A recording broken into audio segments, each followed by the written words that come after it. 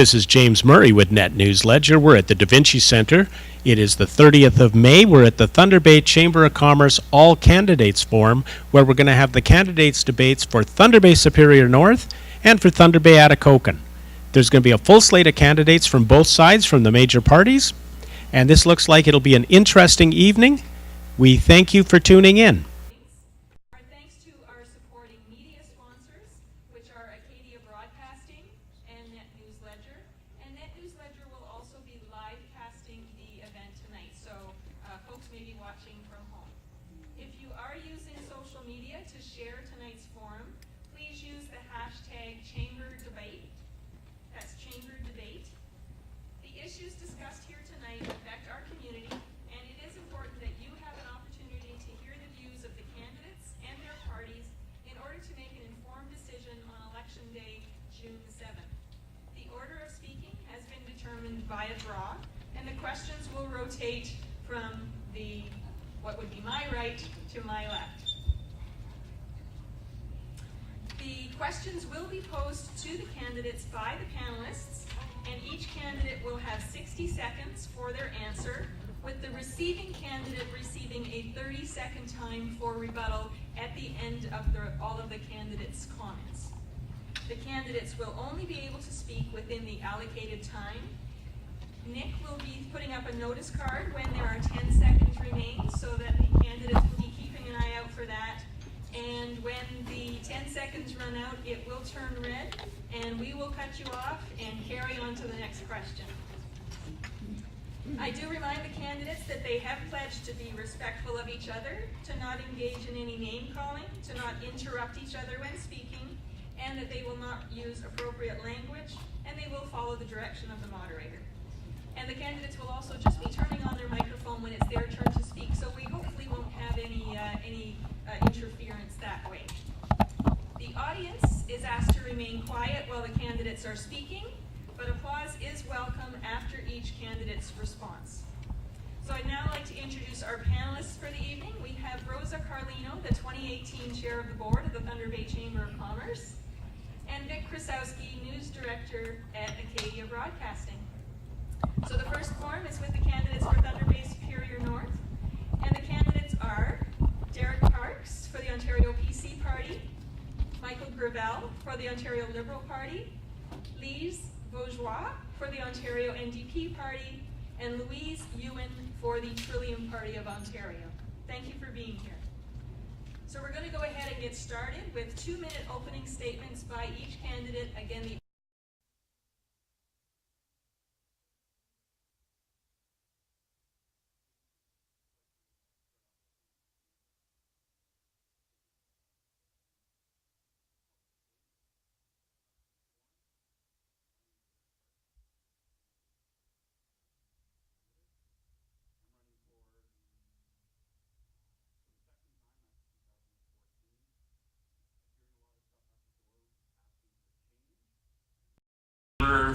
and the provincial chamber and the local chamber have brought a lot of good ideas forward that need to be implemented.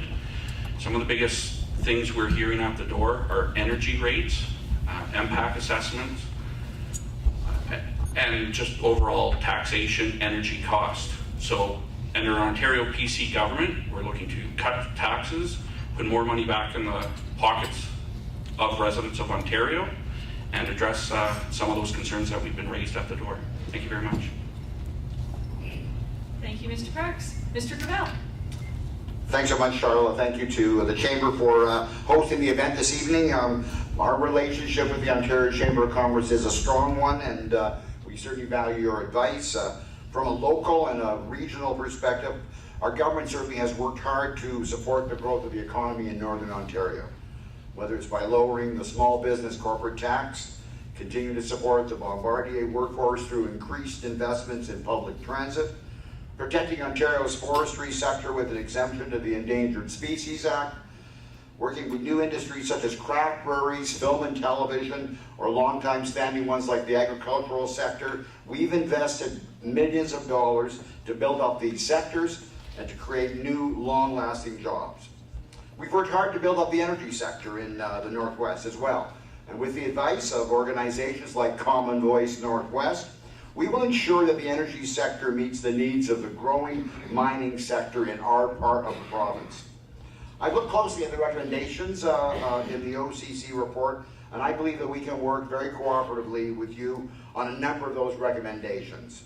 While we may not agree on all the decisions made by our government, our goals remain the same: to strengthen business competitiveness, to foster job creation, to build healthy communities, and to improve government accountability. Certainly our work to modernize the apprenticeships and training system in the province is a good example of that. I think we'll probably have a chance to talk about that during the time tonight. But we certainly recognize that increased investment in the trades is a crucial part of building up our economy, particularly where skilled trades are indeed lacking. We also need to find ways to continue to reduce your energy costs through the Fair Hydro Plan. We've achieved that for residences and many small businesses. We need to continue to work together to see that that continues and that barriers to achieving success are overcome. Thank you. Sorry. Thank you, Mr. Gravelle.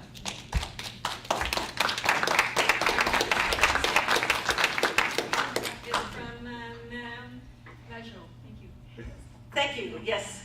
My name is Lise Vaugeois. I'm the NDP candidate for Thunder Bay Superior North, and I would like to begin by acknowledging that we're on the traditional territory of the Fort William First Nation, and that we are here as signatories of the Robinson Superior Treaty. So I'd like to thank the First Nations for graciously hosting us, and I'd also like to thank the Chamber of Commerce for organizing this event. I moved to Thunder Bay in 1991 to play with the Thunder Bay Symphony Orchestra, fell in love with the North, and have made it my home ever since. I was voted onto the Players Committee and negotiating team early in my tenure with the orchestra and helped to negotiate 4 different contracts. Important to this experience was learning to balance the needs of workers, that is musicians in this case, with the limits on funding available to management and the volunteer members of the board. I loved my time with the orchestra, performing in a world-class auditorium that we have here, and being so integrated into the life not only of Thunder Bay but the region. This was tremendously satisfying. I wanted to make contributions to our region in other ways though, and left the orchestra in 2006 to pursue a PhD in education at the University of Toronto. I came back to Thunder Bay with my degree in hand and now teach at the Faculty of Education at Lakehead. In addition to this work and many special projects that I've run in schools throughout the region, I own a small kayaking business. I'm running for office because we have experienced 25 years of cuts to and the privatization of core public services.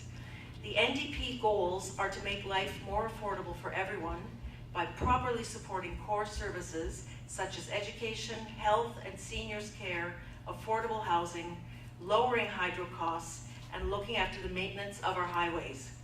We don't have to settle for bad or worse. Together with Andrea Horvath and the NDP, we can make change for the better in this beautiful province of Ontario. Thank you. And our final open statement to Ms. Ewen. Good evening. I'm Louise Ewen, a candidate for the Trillium Party of Ontario. I have a Master's of Education degree from Lakehead University, and I'm a small business owner here in Thunder Bay. I'd like to thank the Chamber of Commerce and the media today for allowing this opportunity for us to be able to share our vision of what our party sees Ontario should be.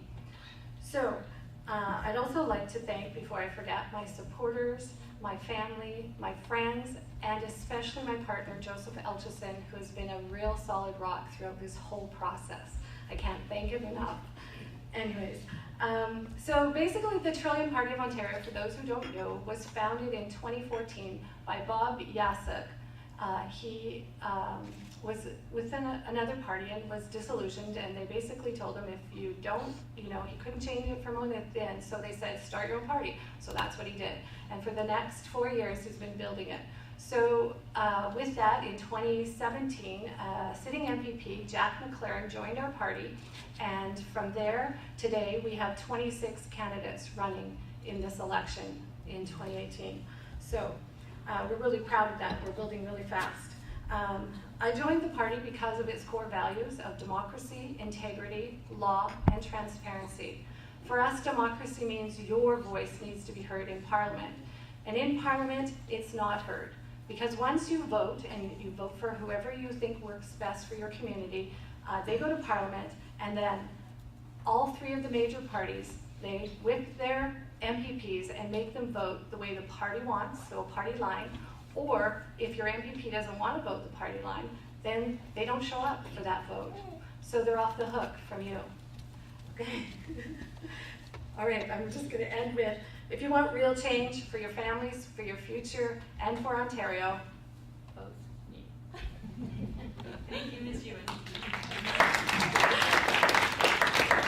we're going to start with the questions. The first question will be asked by Rosa Carlino, and it will be directed to Mr. Gravelle. Mr. Gravelle. Mr. Gravelle, I don't think you can see me, but hopefully you can hear me. Minister Gravelle, aviation fuel costs in Thunder Bay are 5 cents higher than Toronto and up to 10 cents higher in northern remote communities. In 2014, your government announced an increase in aviation fuel taxes of 1% per year over 4 years.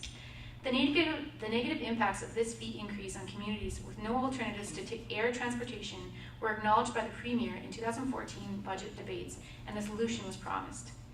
This 4% increase in aviation fuel tax adds 8 cents per pound for cargo deliveries of food and supplies.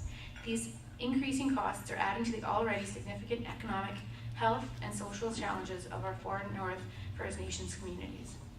Why has an exemption to the aviation fuel tax not yet been implemented for the north? Well, thank you, Rosa, very much for the question. Certainly, I've worked hard to see that aviation fuel tax go through. The fact is that we've been working hard to support our northern Indigenous communities in a number of ways, and we're recognizing that there are some huge challenges. We're working with them to on major issues such as their housing, such as their water supply, working with the federal government as well to make sure that the best possible alternatives are found. In terms of the aviation fuel tax, I'll continue to work to see that that is put in place. We've been making we have made that commitment to do so, and I can assure you that that as a local MPP and one who understands the realities in Northern Ontario, and recognizing how important that is, I will continue to fight that battle. Ms. Vaugeois. I would say that it's unfortunate that rebate or help with that fee doesn't appear in the current Liberal budget. So I would say that it is crucial that that be taken into account and that a subsidy be there or a reduction in that cost needs to be there for the obvious reasons. We already have a reduction in cost for electricity delivery to remote First Nations communities, and that is also something that we want to bring to rural and northern communities, is a reduction in delivery charges. All of these things need to be taken into account when we are looking at how to support the entire north in a way that allows people to thrive in each community. Thank you. Thank you. Ms. Ewen. The area here has had a transportation plan for years. And it doesn't seem to be, it's on paper, but it doesn't seem to be really moving. Actually, we seem to be moving backwards. We believe that every community needs to be reviewed for what their individual needs are, because not one community is the same. So every community should be looked at and then assessed as to how much need that's required for their transportation needs or credits or whatever that be, tax rebates based on their individual needs. Thank you. Mr. Parks. Thank you. In the Ontario PC platform, we've committed to scrap the 148% tax increase in outgas that was brought in, not just for the recommendations of the communities, but also for mineral exploration. And reality is the way to see the north is by air, so we don't feel that tax is necessary, especially up in Northern Ontario. Thank you. Thank you. Mr. Gravelle, you have 30 seconds for rebuttal. Well, it's very important to note that we have all put in place resource revenue sharing with our First Nations as well. We have 3 different tribal councils that are going to be sharing up to 40%, 45% of stumpage fees, 40% of mining ventures, and mining royalties and tax payments. That's something that we makes it clear that we are very much supportive of those First Nation communities. We're working very hard on the Ring of Fire to build a community access road, and we will continue to work to bring prosperity to the north. Perfect. Thank you so much. Just a reminder to the candidates that even though the questions are coming from the panel, you're actually here to speak to the audience. So I would suggest that you focus your attention on the audience with your responses, And I'm going to move on to the next question from Vic, and it will be posed starting from Ms. Lise Vaugeois.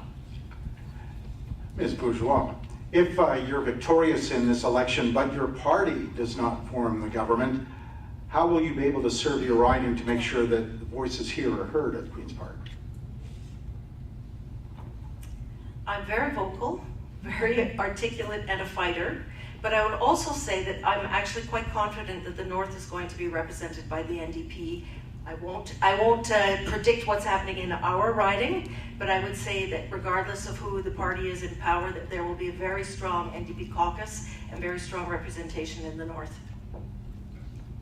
Thank you, Ms. Vaugeois. Ms. Ewen, 1 minute. I would say that our party is a great example of representation of one individual who is making great waves at Queen's Park. Jack McLaren, MPP, introduced the Affordable Electricity Act in February of this year, and he has gained great respect from all parties. And had the House not ended, it would have went to committee for review and then would have came back to the House. They were unanimous that it was a great act, including Tony Adams, the energy analyst for consumer policies. He basically said, he reviews for CBC, and he said that this act was a glimmer of light in Queen's Park, and that our act was a document that was very well written and very thoughtful and would actually reduce the rates for citizens in Ontario. Thank you, Ms. Ewen. Mr. Parks. Yes, I'd like to say, regardless of what political colors get in on June 8th, if I'm so fortunate enough to win this election, I've spent the past 4 years actively working with the Ontario PC Party, getting to know the reality of potential ministers dealing with Laurie Scott in human trafficking, Rick Nichols with correction, Todd Smith with energy, Jeff Urick healthcare. I spent the past 4 years working with specific PC MPPs on their portfolios, putting the Northern spin on it. So I've spent that time getting the party up to speed on what the issues are up in Northern Ontario. And if I'm lucky enough to get elected and go down, I've laid some groundwork and relationships to help make sure my voice is heard with the other MPPs. Thank you very much. Mr. Gravelle.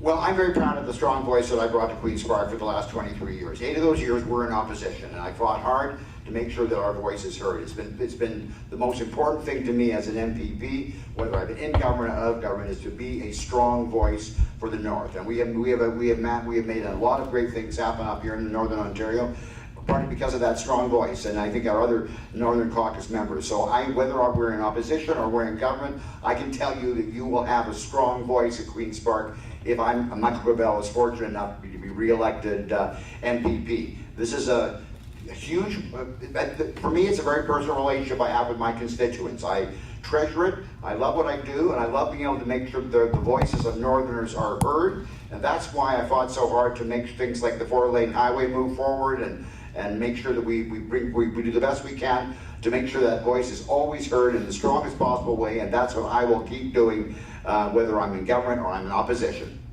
Thank you, Mr. Gravelle. Ms. Vaugeois, 30 seconds rebuttal. Yes, well, I suppose I could say the same thing, that whether I'm in opposition or in government, I know myself as a fighter, as a thinker, as somebody who's a quick study and articulate and ready to fight for the North. I have had the opportunity now to travel extensively and learn what is going on in each community. It's crucial to have that information. I feel confident that I do, and I feel confident in representing the North. Thank you, Ms. Vaugeois. So our next question will be from Rosa, and the first response will be from Ms. Ewen. Thank you, Charlotte. This question is with regard to immigration. Even assuming that everyone living here in the North is successfully integrated into the economy, we will still be short tens of thousands of workers within the next 10 to 15 years. That means businesses will close, government services will not be able to be staffed, and the cycle of depopulation will accelerate. Increased immigration can help avert this crisis. The federal government increased the provincial nominee allocation for all provinces by 33% about a year ago. Would your party support dedicating some of that increased provincial allocation specifically to northern and rural communities? I think that we have to look at all areas to see where the need is. Immigration is important. Skilled immigration is even more important. If we're looking for people to fill jobs, skilled jobs that aren't being filled from our communities, we not only have to step up our trades, schooling, skills and trades is somewhere where we definitely need more people. So we need to we should immigrate some people who have skills trades, and that would fill the vacancies that we have as well. We believe that the skills trades should be brought back into the high schools. We had a great co-op program before. Even in grade 7 and 8, they were learning trades. If we get our youngsters or the young students involved in trades, we will have not a trade shortage, but I definitely believe we should definitely immigrate people who have great skills that we can use in our communities. Thank you. Mr. Parks. Thanks. It's interesting for the question. I'd like to acknowledge that as of yesterday, the federal Liberals have committed to federally funding a northern pilot project that has been successful out in Atlantic Canada to address those concerns. As the Ontario PC Party would be more than willing to support the federal directive and direction and insist where we can to attract those immigrants here. We've had a 0% population growth in Northern Ontario for 40 years. The rest of the provinces have 45. At the Confederation College breakfast last week, we heard how successful our education institutions have been in Thunder Bay, but we have a retention problem, and the people who are benefiting is Manitoba, Saskatchewan, and Alberta. We need those jobs here, and immigration is one way to get going, but also cutting red tape and getting the economy going. Thank you very much.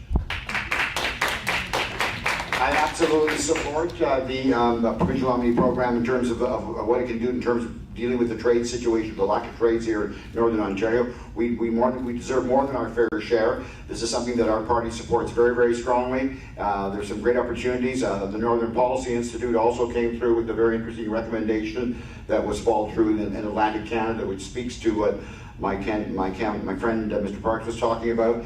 We want to be able to make sure that we do have enough trades here that can deal with the reality of our situation, which is we have a growing economy and a lack of skilled trades, and the provincial nominee program is crucial to making that happen. Also, as is the Ontario apprenticeship program. So we're very keen to modernize the Ontario apprenticeship program, to find a greater way to support it, to encourage more people at a younger age to go into the trades. That's how we can deal with some of the realities that we have in our northern communities, and I will be fighting hard to see that we get more than our share of the provincial nominee program. Thank you.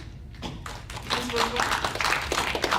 The NDP also supports increased immigration and careful integration of new people who come to the country. I'm seeing foreign students doing very well at the college. We know that we need to encourage more students to take up trades, whether they are Canadian-born or immigrants.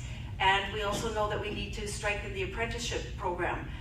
We have a problem with retention, and for me that also points to the lack of good paying jobs with benefits. And what often happens is that a young person will work where they can get work, but the moment they have the opportunity to get a job that has benefits, then they go to where that job is. And so a very important part of our platform that we hope will sustain and help economic activity is to develop a dental program and a pharmacare program so that there is good support and good reason to stay right where you are. Thank you. And Ms. Ewen, you have 30 seconds for rebuttal if you have any further comments. Just that I think that... Turn on your microphone. Sorry. Just that I know that skilled trades is something that could be fast-tracked.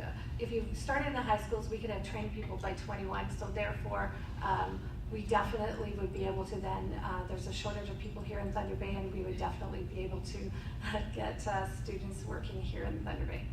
Thank you. So our next question is from Vic, and the first response will be from Mr. Parks. Vic? Mr. Parks, as you know, the issue of winter highway maintenance has been quite controversial over the last couple of years. How would a PC government under Doug Ford handle winter highway maintenance in the Northwest, putting it back into public hands or continue contracting it out to the private sector?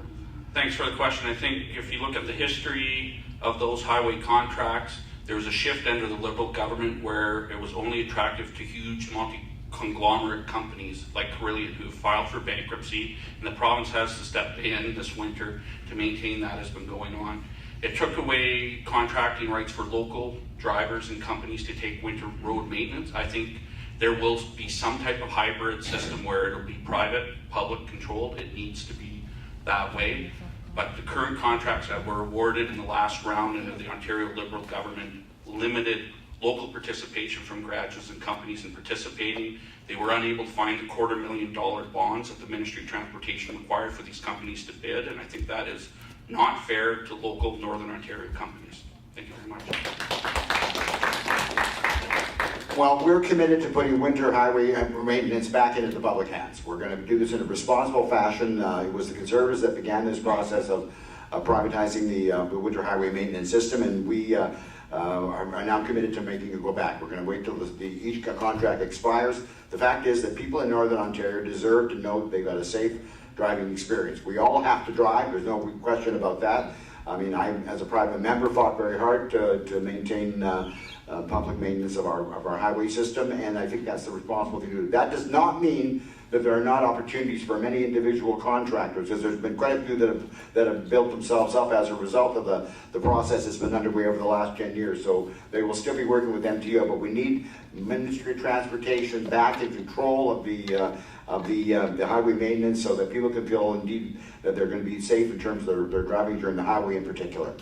Thank you. Ms. Vaugeois? I would like to reiterate that it was the Conservatives that started the process of privatization of winter highway maintenance.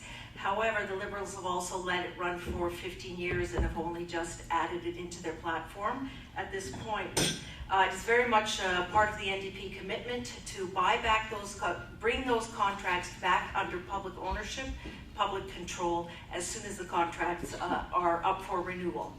So that's a key platform promise. We know it affects people in terms of coming in and out for healthcare. There are all kinds of reasons why that is a crucial public service.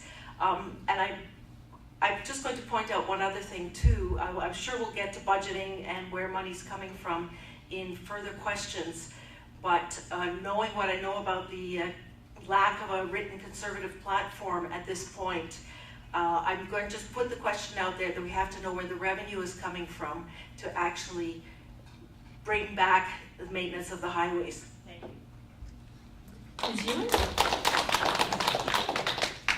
Highway maintenance is definitely very important for our communities. That's all we do, is drive between communities. We need our highways safe. As you can see, the deterioration was based in because of the privatization of the highway. I believe that there are a lot more intelligent people than me on this file, and that they have the ideas on how it would best suit. Maybe a hybrid would be better, maybe it wouldn't. But I think that in this area, I'm going to say I don't have enough professional information to be able to give you a solid answer on that. Thank you. And 30 seconds for rebuttal to Mr. Parks. I don't think there's anything to rebut. Those are all fair comments. Thank you. Okay, saving us time. Good job. So we will now, the next question will be from Rosa, and we will start responses with Mr. Gravelle. 5 years ago, the Ontario Energy Board chose Nextbridge as the proponent for the design and development of the bulk transmission facility known as the East-West Tie. Since that award, Nextbridge has expended over $60 million, worked with communities to select the most appropriate route, entered into equity positions with 6 area First Nations, selected Vallard as the contractor, and through a partnership with Supercom, a First Nation Economic Development Corporation, begin the training of the employees who will build and operate the line. Last fall, Ontario Hydro, which was not chosen by the OEB to be the proponent, submitted their own proposal at the leave to construct phase and asked that all of Nextbridge work be transferred to them. Hydro One has stated that they will use their own staff to build and operate the line, resulting in the 200 Indigenous trainees not getting the employment they were promised. If your party becomes the next government of Ontario, will you ensure that Nextbridge is given the right to build and operate the East-West Tie?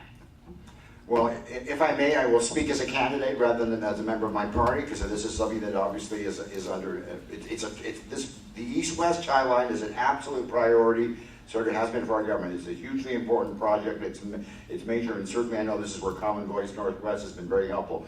But I am going to speak to the candidate, which is that I believe the next bridge should be given the leave to construct.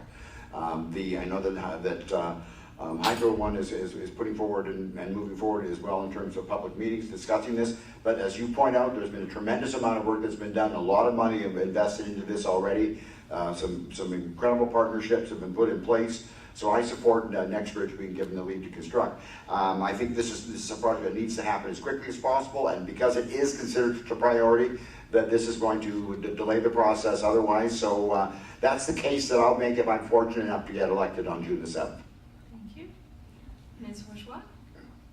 I think Ontario, or Hydro One, has come late to the party, and it's. I think that Common Voice has recommended that the project carry on as originally envisioned, and I think that that's clearly important. A lot of the training has already taken place. There are agreements with a number of First Nations communities, and they have been quite worried to see this process disrupted at this late in the game. So I think that it's crucial for those, first of all, to maintain trust with the communities who have already invested in this program, and also to keep trust with the people who've done the training already and who are very excited about the opportunities that this project offers to them. Thank you. Ms. Ewen? I would agree. Definitely, if it's already been awarded, it's already been in place. There's too much at stake to, throw away that money and start over or give it to a big corporation. So I would agree that Nextbridge should get it. And thank you. Mr. Parks? What's interesting should be noted is that the original cost was about $450 million. It's now up to about $770 million. The Ontario PC Party will be looking at efficiencies that exist. This has all come about with the privatization of Hydro One. If the province of Ontario had control of Hydro One, they could have told Hydro One, negotiate with the local Indigenous communities, come up with a work plan to twin it. They did not. We have two separate entities now, one that the Ontario Energy Board has not given a leave to construct, which is under Liberal control for the past 2 years. So we're in this mess because the Liberals haven't pulled the trigger on their own accord, and Hydro One, based on cost, is saying it's a competitive disadvantage and they can build it cheaper. What's best for the taxpayers of this province is to do it most cost effective, and I think the books are open and relationships can still be built. It's just how it's going to get built. Thank you very much. As I pointed out, this is a huge priority project. It's one that needs to move forward and move forward quickly. Nextbridge has worked in partnership with so many other communities, First Nations, and training partners. It's important from my perspective, this project move forward. There's no question the costs are a factor, and they have gone up. But the fact is that, this project needs to move forward and needs to move forward quickly, and that's on that basis why I support Nextbridge to be given leave to construct. Thank you, Mr. Gravelle. Our next question is from Vic, and the first response will be from Ms. Vaugeois. Ms. Vaugeois, just wondering if the NDP has a plan on 4-laning highways in northwestern Ontario. I haven't heard anything from Ms. Horvath on that. I don't believe there's anything in the platform. I think that we know it's a costly endeavor. We know that we've got 4-laning in certain sections, and it may be desirable to have it all the way to Manitoba. I'm not sure, but it is a very expensive proposition. And at this time, I would suggest that we probably have other priorities that are more important, including making sure that the healthcare system is brought out of crisis. That would be, I would say, our very first priority. Thank you, Ms. Vaugeois. Ms. Ewen? I definitely would be in favor of 4-laning the highways all the way to the Manitoba border. I believe that we are held hostage here to gas. We have no other alternatives, so unless they're going to start building us rail lines to be able to travel between communities, 4-lane highways would make it safer for all of us. Yes, we don't have the population they say, but you know what? We deserve it. We have to ride these roads. We are hostage to carbon taxes that are going to come in, whether we like it or not, by the federal government. We are totally opposed to the carbon tax, and we would say to the government, the federal government, we would fight it as much as we could because we have no alternatives. Either give us alternatives or let us have our 4-lane highways, one or the other. Thank you. Mr. Parks? I think the reality of the situation is that under Ontario PC government, because it's infrastructure, Michael has pushed his career to get the twinning between Thunder Bay and Nipigon. It would be our mandate to maintain that, to ensure transportation of goods and flow through the province. Wherever Highway 1117 are connected, it will have to be twinned to ensure that commerce is maintained. So for that, we will continue the twinning. I don't think it's election promising by saying we're going to twin the whole thing across Northern Ontario. I think realistically, there's sections that need to be done, and we will continue as long as there's a federal partner to help match the funding that they've done today. Thank you very much. Small point, it's 4-laning, not twinning. There's a difference, and a significant difference, and certainly we are committed to 4-laning from the Manitoba border to the Quebec border across Northern Ontario.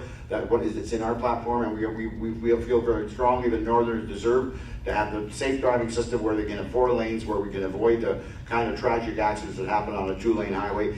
Yes, I have spent a great deal of my time in office pushing for the 4-laning between Thunder Bay and Nipigon. This is a project that is moving forward in a very positive way. There's a lot of work done, a lot of work involved in it, and I recall well how difficult it was when the Conservatives were in power. But once we were able to get into government ourselves, I was able to move forward that project. And now that we've got the permanent 4-laning as part of our commitment, this is what Northerners deserve and need, and have talked to me about over the last 23 years that I've been in office. And we are going to need the partnership of the federal government. There used to be a 50-50 share in terms of when the Northern Highways were first built back in the 60s and 70s. We're going to need them again to do that. Thank you, Mr. Gravelle. Mr. Clark, 30 seconds for rebuttal. I would fully expect the NDP to meet commitments that have been made, that have already been made, contracts that have been signed, or promises, projections that have been made, particularly if there is federal government support for making it happen. Thank you. Thank you. Okay, our next question is from Rosa, and the first response will be from Ms. Ewen. Ms. Ewen, with Bill 148, the Fair Workplaces Better Jobs Act, increased minimum wage from $11.40 to $14 per hour on January 1st of this year.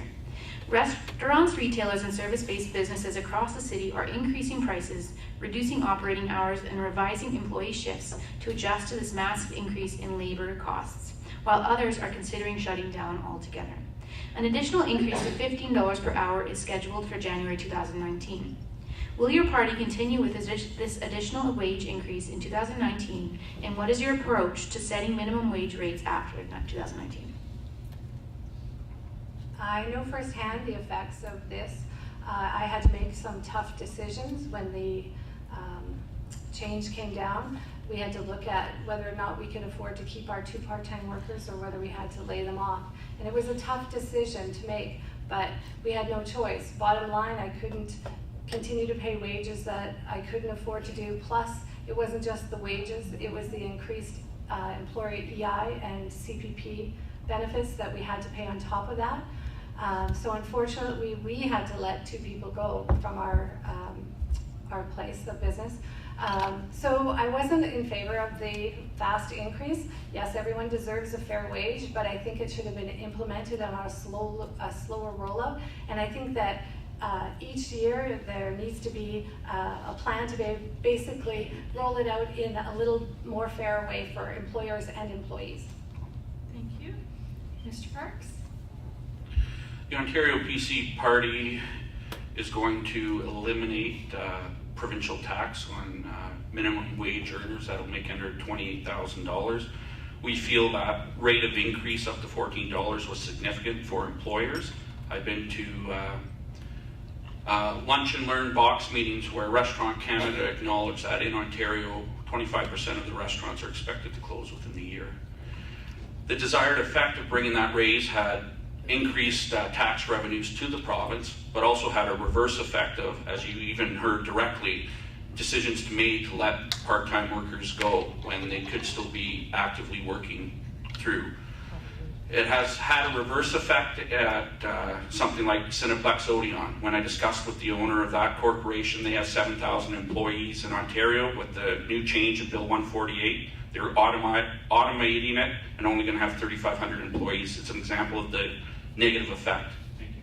Thank you, Mr. Parks. Mr. Gravelle? Well, we believe that people deserve a living wage, and it was on that basis that we worked hard on Bill 148 to make sure that we put in place a living wage. We want to work with small business and all business as well to help them adjust to the realities of the situation, and we indeed are seeing some very positive news out there as well in terms of the business community, working hard to make those adjustments. But the bottom line is that people are putting the dollars they receive from that increase in the minimum wage back into the economy. And that is something that makes a huge difference in terms of the economy of not just Thunder Bay, but all of Ontario as well. So certainly we worked hard to make the right decision, difficult as it was. I certainly had lots of many discussions with many of the business community leaders here in Thunder Bay and recognize the challenges that they face, but also understand that we need to make sure that we are fair to the people, to all the people in terms of the wages they receive, and it was on that basis that we made that decision. Thank you. The NDP also supported the increase, although I would say that I think had it been introduced more gradually over time, it probably would have been much easier for businesses to adapt to the change. I should point out that the tax rebate that the Conservatives are talking about will still amount to less money than a person would gain at $15 an hour. So it's very important also that people receive a fair wage. It is a difficult adjustment time for small businesses, and we appreciate that and are trying to put things in place to make it a little bit easier for small business to deal with the change. As I say, it was very rapid, and that is really why it's been difficult. But people deserve to have a good wage, and that wage gets spent right in our community. Thank you. For rebuttal. I'm going to say that the way that they did it was wrong. It wasn't fair to the employees now that have lost their jobs. It wasn't fair to the employers who had increased costs drastically. I only had two, so I can only imagine what it was like for the people who were facing $50,000 or $100,000 more to get out of their budget. So I think that we can do better. Thank you very much. The next question will be asked by Vic, and the first response will be from Mr. Parks. Mr. Parks, when Doug Ford first came to Thunder Bay, he spoke quite boldly about taking a bulldozer himself and going into the ring of fire. But he didn't provide many specifics. I haven't heard any specifics on the ring of fire. Where do the Progressive Conservatives stand on it and making it progress into the future? Yes, in fairness, I think Doug's very enthusiastic. I mean, he spoke about the bulldozer. He understands that it involves the communities. There's been a lot of work that's gone on to build those relationships with the Indigenous community to get into the ring of fire. Reality is it's been 8 years, and we haven't seen a lot of progress going through and actually getting the construction going. My understanding, the reality is Martin Falls will probably be the first through the hoop to get their environmental assessment done and road access into Martin Falls. Any of these processes that are on the way will be supported by the Ontario PC Party. We've, in the 2014 election, the Liberals said we were waiting for a federal partner for $1 billion. We had that change of red, and we haven't seen that money invested into the ring of fire at this point in time. So it's 8 years later, and we're still talking about it. Well, when Mr. Ford made those comments about bulldozing, it was pretty shocking, and it was pretty disrespectful to the Indigenous leadership, and I think you know that, Derek. And we have worked in a partnership with the First Nations, and that's been crucial to moving the project forward. Right now we have an agreement with 3 communities, so Martin Falls and Nivinomic and Webbequay, to move forward on an all-season road construction, certainly to the public highway network and into the ring of fire.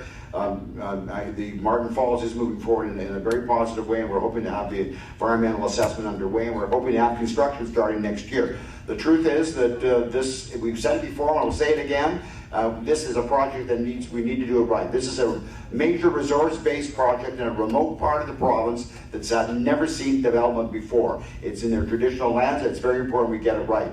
All I can tell you is that Alan Coots, CEO of Northern Resources, when he heard about the agreement, called it a game changer. We think it is. We're moving forward in a very positive way.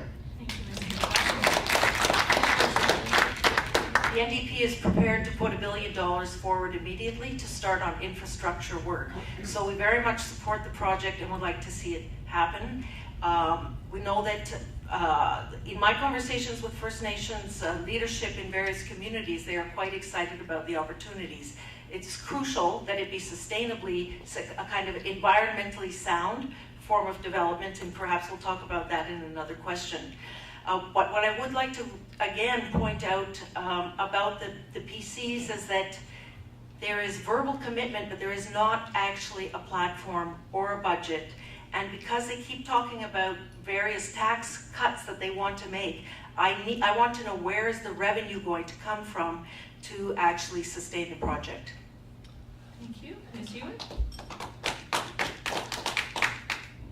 Like all of these above or beside me, we definitely need the Ring of Fire to be done. I have to be honest, I don't know a lot about it, but I've heard a lot of stuff about that industry that they're working on, and unfortunately, until you can get all communities on board, you're not going to get it done. So you can promise all the money in the world to this project, but if all the communities aren't on board, it's not going to happen. It's going to be another conversation for another 8 years. Thank you. And rebuttal to Mr. Parks, 30 seconds. Thank you very much. I'd like to point out that the NDP have some extreme candidates in Southern Ontario that have experience that will override the local candidate and their ability to get the Ring of Fire developed. I have personally dealt with some of those eco people that have no interest in seeing northern development mining done. You can laugh, you might want to do some research. The Ontario PC Party is committed to working with everyone to get it done. And the first response will be from Mr. Gravelle. Minister Gravelle, according to the 2017 City of Thunder Bay Citizen Survey, more than 8 in 10 people feel that racism and discrimination is a serious issue in Thunder Bay. As well, anti-Indigenous racism is a theme throughout the recommendations of the 7 Youth Inquest. What would you do in concrete terms to address racism issues? Well, there's no question that we need to work with all of our partners, and certainly our Indigenous partners, in a very, very close fashion to make sure that any racism that is in the community or is in the province is eliminated. That's why we're so strongly supporting the recommendations of the Truth and Reconciliation Commission. That's why we work in such close partnership with Anishinaabe Nation and other First Nation communities in the Métis Nation of Ontario to make sure that there is a real partnership, whether it's in healthcare, whether it's in education, or whether it's also in terms of economic development opportunities and social development opportunities, whether it's dealing with the opioid crisis, which we have made major commitments in terms of working to overcome. So the concerns in terms of the community I think, are legitimate, and I think it's important that we understand how we all share in this together. We have an opportunity to grow together in I think a very, very beautiful way, actually. And we are seeing obviously more Indigenous people coming into our communities. They need to, those partnerships need to be understood as being a benefit to us. Thank you. Ms. Vaugeois? The NDP is committed to a nation-to-nation relationship with First Nations. I should also add that my own teaching at Lakehead University is very much around the topic of racism and how to address the mechanisms that often hold racism in place, because it's not just about people's attitudes, it's also about structures. So we need to be looking very closely at those structures to see what holds those unequal relationships in place and why it's so hard to dislodge them, even when very many people would like to see those relationships changed. We know that that we need to get health care to First Nations people. I think it's partly done through example, through the kind of relationships that governments establish, and making sure that First Nations are getting resource sharing in their own sites of revenue so that they can sustain themselves and show that they are part of our economy. Thank you. Ms. Ewen? I think there's a lot of great organizations out there that are already trying to combat this through education programs and through various other programs to get everybody on board to ensure that our community stops this racism between everybody. And here's the other thing that I see as an issue. We need to stop putting people in categories, so that we all realize that we're all one. So yes, well, we're all different cultures in that we're still all one. We live in one community and we need to all respect each other, regardless of where we came from, regardless of the culture that we live in, regardless of the religion we believe in. We need to all stand together and work together as a community to make our community strong. And in that way, if we work together, racism will end. Thank you. Mr. Parks.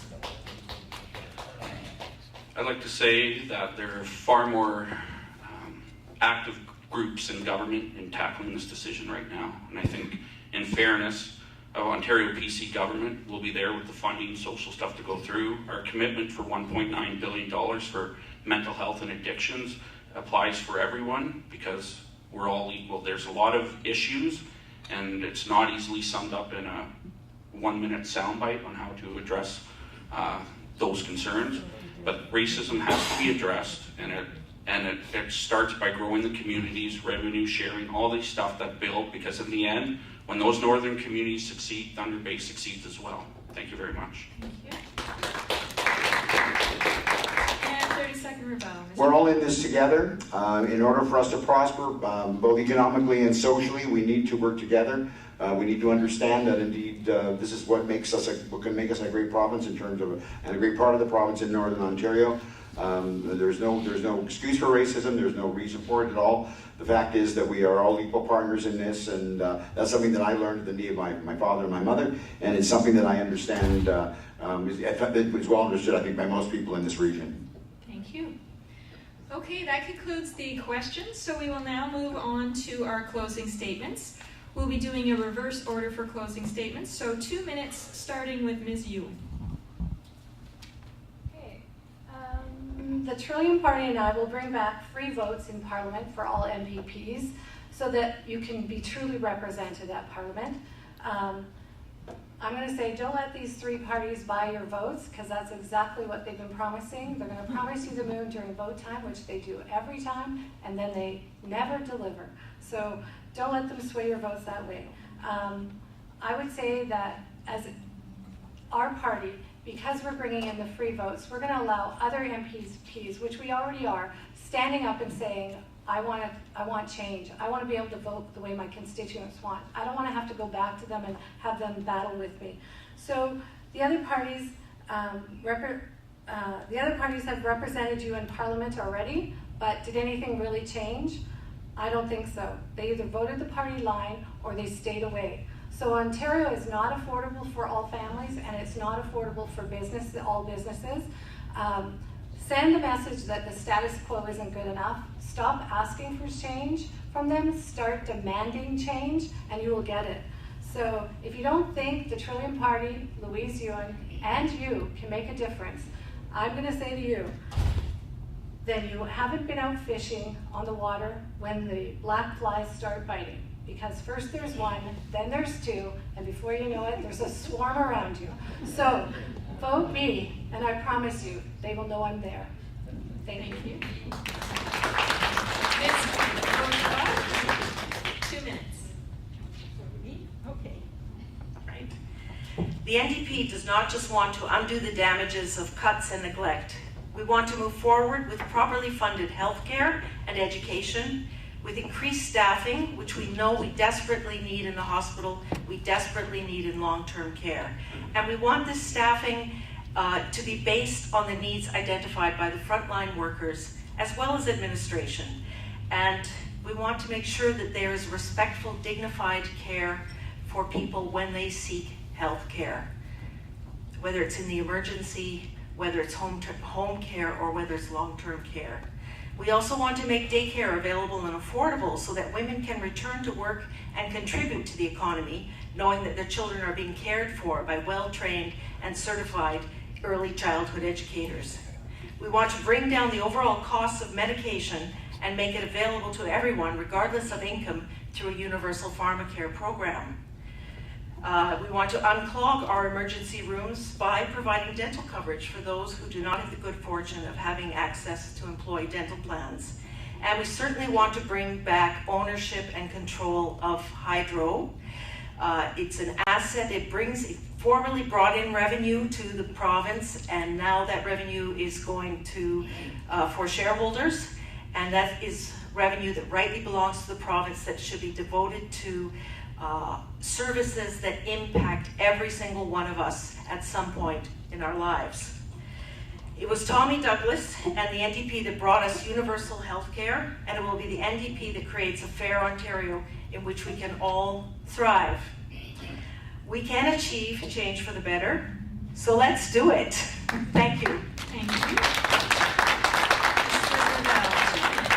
I'd like to address this to the small business community, if I may, Charlotte. Thank you very much to the panel, and thanks to everyone that I've spoken to over the last number of years for your honesty, your candor, your passion. Small business is indeed the backbone of our economy, and I've been touched by the very personal and professional commitment to your businesses and to your employees. I will certainly continue to listen closely to your advice should I be fortunate to be re-elected on June 7th. Ultimately, we need to work together to achieve our goals, and I'm committed to doing exactly that to see all of us succeed. When I look at the economy in our province, and in particular here in Northwestern Ontario, I see great potential for growth. Whether it's small business or major resource-based industries such as forestry or mining, we need to have in place policies that allow people and industry to make the investments they need in order to make that happen. With the smaller workforce that we have, that's why we need to beef up areas such as apprenticeship training, our health and education sectors, and indeed people's ability to have a livable wage. In order for all this to happen, we need a strong commitment to infrastructure, and again, particularly here in the north, that's why we are investing $230 billion over the next 14 years to build an all-season access road into the Ring of Fire, to improve broadband and cellular services across the north, to four-lane the Trans-Canada Highway all across northern Ontario, or investing in affordable and supportive housing all through our region. All of this translates into jobs, a far more robust economy, and better opportunities for everyone in this room tonight. We are unquestionably in this together. The election on June 7th will determine not just who forms the next government, but also how we move forward with our economy and as a socially just society. I've worked hard for the past 23 years to represent you at Queen's Park. I believe strongly that I'm the best person to continue that job, and I ask for your support on June the 7th. Thank you.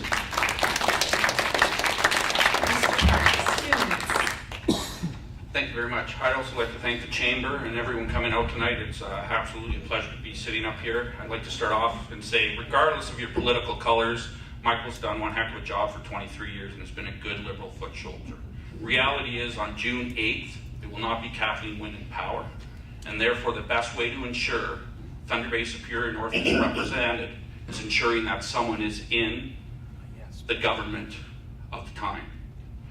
And with respect to Michael and all that he's done, he's taught lots. You've seen me for 15 years. You know I know what I'm doing. You get smirks at me and laugh, and I appreciate that. He's taught lots of us very well. I look forward to hopefully getting the opportunity to have a passing of the guard to ensure that when there's a change of the government, that those issues that Michael has raised and eloquently suggested, I will do the same. We need those highways built. We need those relationships with the Indigenous communities to succeed up here. And there's been a lot of work done, and we're going to have change come June 7th, and hopefully I have the privilege and the honor to represent you. Thank you very much. So that concludes the Thunder Bay Superior North Candidates Forum. I think everyone up here deserves a round of applause. Great job, candidates.